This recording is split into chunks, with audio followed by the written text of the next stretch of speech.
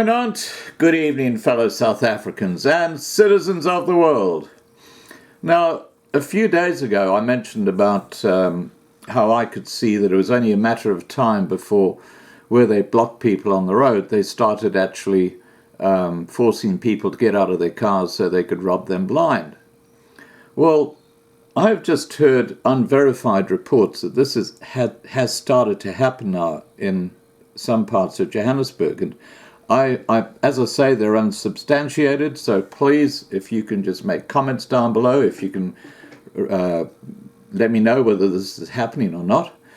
And a lot of this is because of the growing famine that is happening among the poorer peoples of South Africa. They are absolutely desperate. And I have to send a shout out to Charles. Thanks, Charles. He sent me this report. I'll actually put the PDF online so you can actually download it. It'll be the gobbledygook just below this video.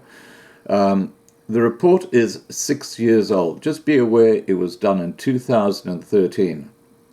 But as we all know, the population in South Africa, or in Africa, has grown dramatically in the last 6 years. And not only that, but food supplies have not. So you can see that when we're talking about 6 years ago, and I'll attach a few images for those who don't want to go to the bother of downloading the PDF, and you can see for yourself what things were like in 2013. And the chart that struck me the most was that South Africa in 2013 was a bigger importer of agricultural produce than exporter for the first time. Now, you wonder how that's deteriorated, because we've had the droughts in South Africa.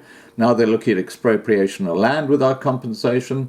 When I give you a summary of this PDF, and thanks to Charles for doing the research on this, it'll make your hair stand on end, believe me.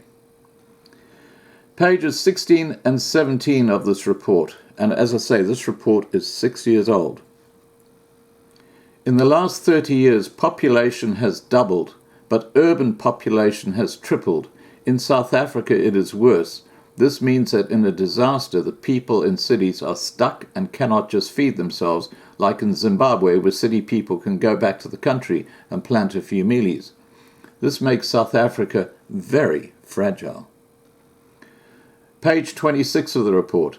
South African land, especially the areas farmed by the whites, is low-grade land and needs a high degree of expertise to farm it productively. No white farmers means no productivity. And we're talking about areas like the Orange Free State, the Northern Cape, those dryish areas of South Africa. And the Boers have had generations to perfect the way to get the most out of their land. And as we know, the Bultfontein farmers right now are in desperate straits, financial straits, because of 6 years of drought.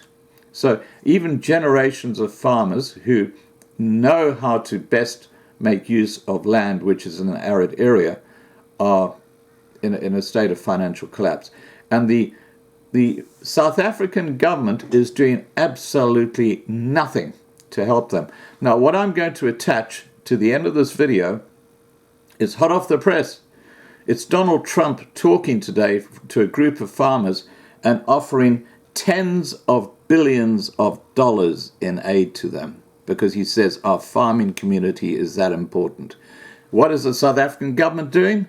It's giving this money, it's giving billions of rand to new black farmers who know diddly squat about what they're doing. If you talk about reckless spending, you got it in one. Now, getting back to, that was a bit of a rant, guys, I'm sorry.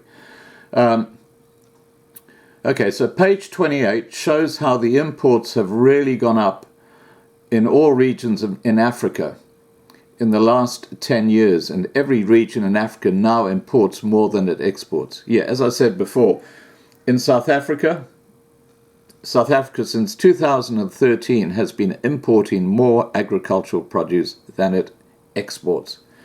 And it never used to be that way. Now, this is 2013. I'd suggest that red line that you'll see is a lot higher when it comes to imports into South Africa of agricultural produce, a lot higher. Page 32, 2013 hunger index. South Africa was 5 to 10% in 2013. I reckon it's closer to 50% today amongst the black population. That's why they're getting so desperate. I bet it's worse now. Africa is the only area where hunger is really increasing since 2000. Page 56. Potential for more agricultural development in South Africa is very low. Any disruption to existing agricultural output is thus a very, very bad scenario. And what Charles says in summary is basically a powder keg ready to go off. And I think what we're seeing in South Africa right now is the sharp end of the wedge. You've got this starving population.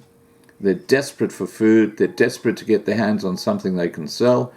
And the people with the targets on their backs are people in fancy cars. And I don't think it's going to get any better, guys. I'm just letting you know the bad news. I think this is going to get a whole lot worse. All right, I'm going to play the three little charts so you can have a look for yourself of what's going on in Africa. And this, as I say, this is 2013, so it'll be a lot worse now.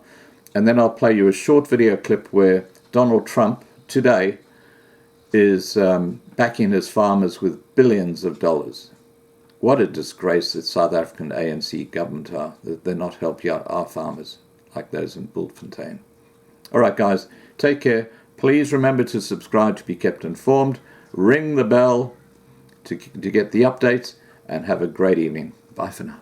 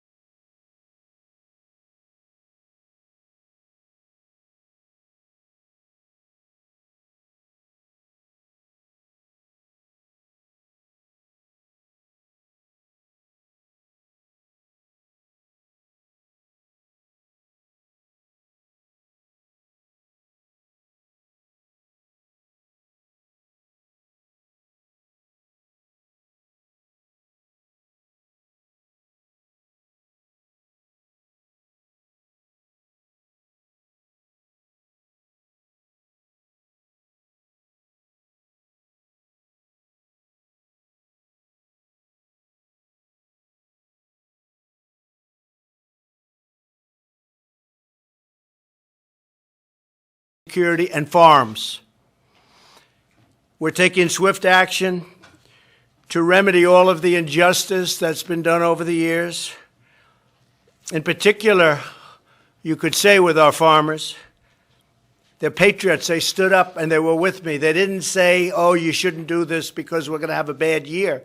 Because they've had 20 bad years if you really look. You take a look at those charts way back, longer than that. It's just been a steady spiral down. So we will ensure that our farmers get the relief they need, and very, very quickly. It's a good time to be a farmer. We're going to make sure of that.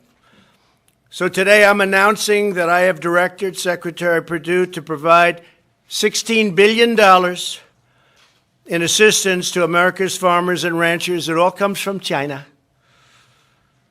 We'll be taking in, over a period of time, hundreds of billions of dollars in tariffs and charges to China. And our farmers will be greatly helped. We want to get them back to the point where they would have had if they had a good year. This support for farmers will be paid for by the billions of dollars our Treasury takes in. We'll be taking in, depending on what period of time we're talking, many billions of dollars, far more than the $16 billion that we're talking about. But the $16 billion in funds will help keep our cherished farms thriving and make clear that no country has veto on America's economic and national security. Can't let that happen, ever.